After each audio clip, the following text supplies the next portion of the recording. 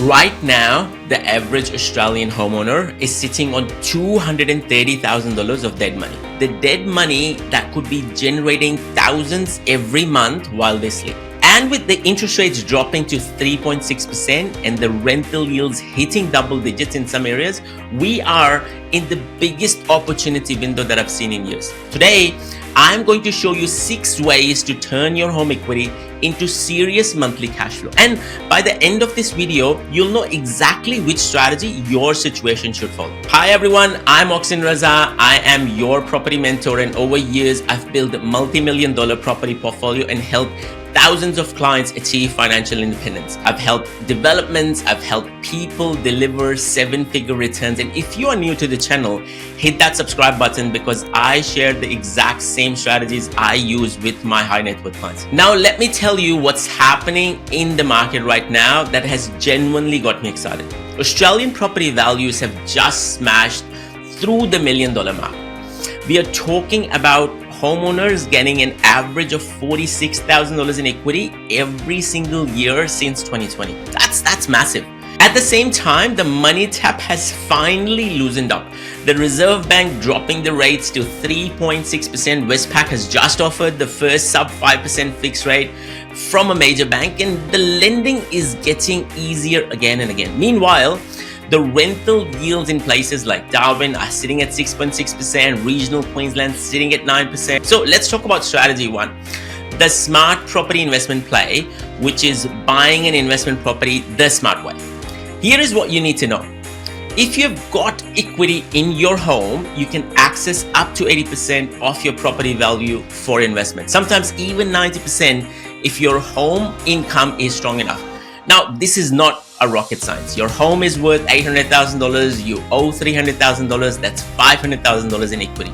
You could access $400,000 of that money to buy an investment property. That's enough to buy smart in the right locations. I'm talking about Tasmania, I'm talking about Darwin, I'm talking about areas where you can hit 6.6% yield, or regional areas like Collinsville in Queensland. No one has heard about it, hitting 9% yield. Some places in Western Australia are delivering over 13%. Here's the math.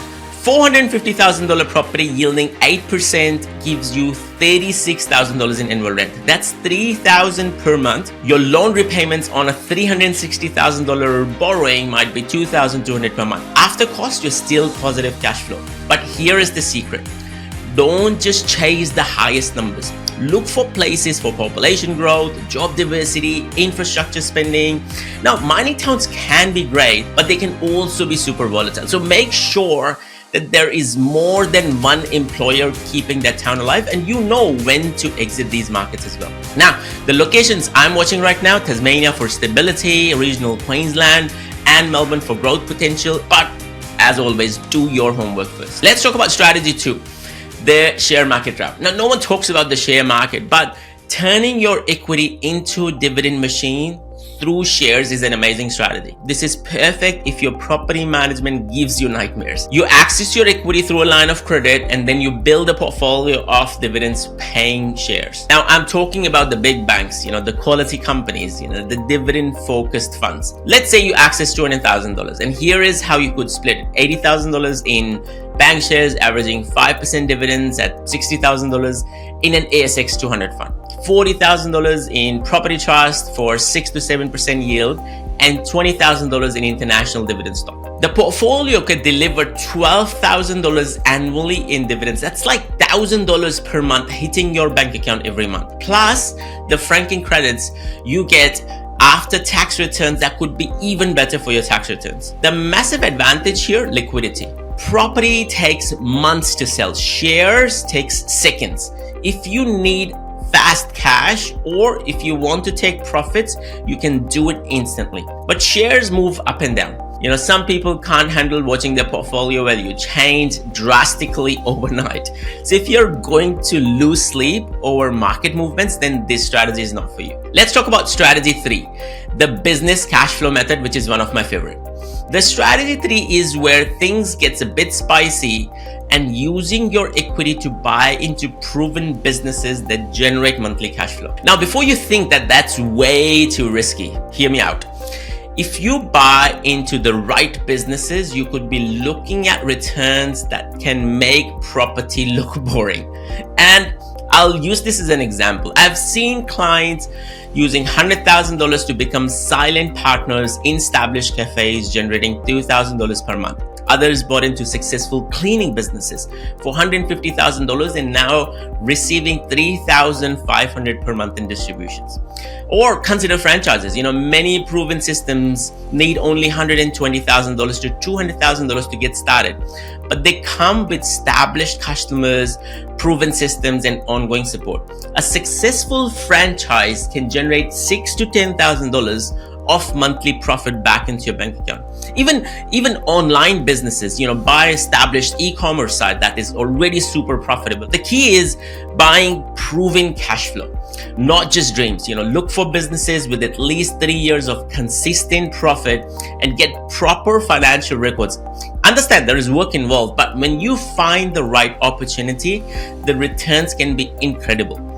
Just make sure you can afford to lose the investment when things go wrong. Strategy number 4, the offset account hack. Most homeowners stick to their spare cash into the offset account and think that they are being smart, but they are missing the real opportunity. Here is how it actually should work.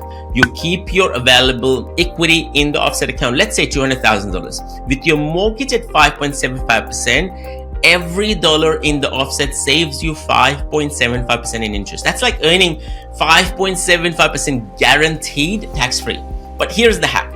You can pull that money out for investments, then pay back when profitable. Market crashes and good shares do go on sale. So pull the money out, let's say $80,000, and buy the shares and wait for the recovery, sell it and pay it back. Plus, interest on money borrowed for investments is completely tax deductible. So you're getting the tax benefits while potentially making the money. Now, this gives you maximum flexibility. You're not locked into anything. You can jump on the opportunities as fast and as quick as possible. And when the money is sitting in your offset account, you're almost guaranteed saving on your mortgage interest. It's like having your own personal investment fund, which is mortgage hedged, mortgage backed as a benchmark against your own personal home. Let's talk about strategy 5, the super fund property play. Using your super funds to buy properties to boost your home equity. You can't lend directly from your home to your super fund. That's illegal. So you can use your equity to help your super fund buy property through proper borrowing arrangements. Your super fund borrows money to buy investment property. Some lenders will look at it from an overall financial perspective, including your home equity, while others decide how much to lend based on your super fund balance. Now, here is why it's super powerful. Super funds pay a maximum of 15% tax. When you retire, it's 0 tax. So a property yielding 7% in your super fund keeps away more income than you owned it personally. Your super fund borrows $400,000 to buy a property, let's say yielding 6.6%. That's $26,400 in annual rent. In super, you keep $22,440 after tax. Personally, you might only be able to keep $18,000 after your marginal tax rate. But this is complex. The rules are strict. You can get it wrong and you can face massive penalties. You absolutely need specialist advice from someone who does super fund property lending regularly. Done it right, and it's incredibly tax effective, wealth effective, and building your wealth constantly. Strategy 6, the development game changer. Let's take granny flat as an example. You spend $160,000 from your equity to build a quality granny flat at the back of your property or an investment property. And in some cities, that rents for like $500 to $600 per week in rent. That's $26,000 to $33,000 annually in new rental income, plus you've added an extra $200,000 to $250,000 to your property value. Or smart renovations. Spend $50,000 to $80,000 upgrading a tired property, increase the rent from $400 to $600 per week. That's an extra $10,000 annually, plus the property value jumps by more than the renovation spend that you've done. Or subdivision, which can be huge if you get the right block. Turn one property into 2 separate incomes.